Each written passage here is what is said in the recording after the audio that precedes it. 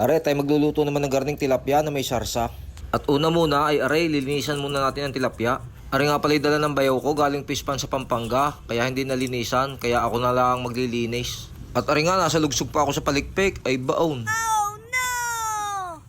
Kaya kayo mag-iingat mga idol, kung kayo bibili ng isda, inyong palinisan na para hindi kayo masugatan. Aww. Ay are naman ay bigay laang, kaya ako na naglinis, sayang eh. At aray matapos ko nga linisan, ibabawas muna tayo ng pamprito. Aray nga pala hiniwakan ko sa gitna para maganda. Maganda ang luto.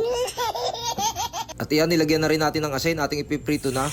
Sa pagpiprito ko naman ng ganyan, ay dapat mainit na mainit ang mantika para hindi kumapit o dumikit ang isda. At saka dapat medyo malakas ang apoy. Okay. Habang nakasalang naman ang ating piniprito, edi maghahanda muna ako din ng ating mga kakailanganin sangkap.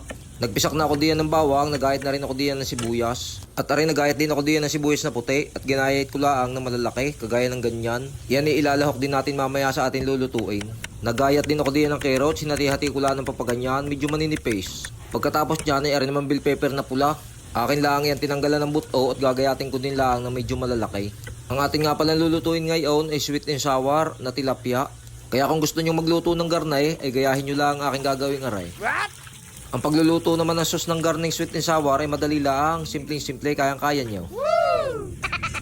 At aray, umpisa na natin magluto ng sauce. Una ay magpapainit muna tayo ng mantika sa kawali, tapos ilalagay natin yung bawang muna. Gigisahin lang natin ang ayaws at isusunod na rin natin yung sibuyas. Aray, pwede rin lagyan ng konting luya, kaso hindi na ako naglagay at wala ako makita sa frigidaire. At aray, pagkatapos natin gisahin, ilalagyan natin ng konting tubig. Maglalagay na rin tayo diyan ng konting paminta at saka konting magic sarap. At syempre, ilalagay na rin natin yung banana ketchup, 100 grams. Pero pag kulang yan, edi magdadagdag na lang tayo. Tayo hindi nagagamit ng suka diyan, ang ating gagamitin, iyan pineapple juice. Hahalu-haluin lang natin ng kaunti.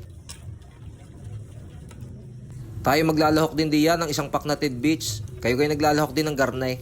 Ay subukan nyo, aray masarap sa garning sweet and sour. Sweet and sour.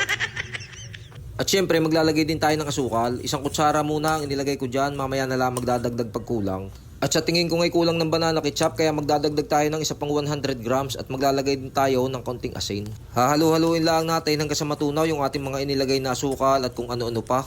At pag yan ay kumulo, ay ilalagay na natin yung ating ginayat na carrots. At syempre, halu-haluin uli natin at ating pakukuluin hanggang sa maluto yung carrots. At pagka medyo malambot na naman yung ating carrots, ay ating ilalagay na rin panghuling sangkap. Yung ating ginayat na bell pepper na pula at saka yung ating ginayat na sibuyas na puti. Ako nga pala yung naglagay na diyan ng pampalapot. Ang pagkakamali ko, hindi ko pala nabuksan ng video. Ang ginawa ko ay ako'y nagtimpla ng kaunti sa tubig ng cornstarch o harina. Tapos ang matunaw ko na ay unti-unti ko namang ibinuhos diyan sa ating nilulutong sarsa. At habang ibinubuhos ko naman ay dire-diretso naman ang halo hanggang sa makuha natin yung tamang lapot. At yan, luto na. Ay siya, paano? Hanggang dito na lang aray. Maraming salamat po lagi sa inyong panonood.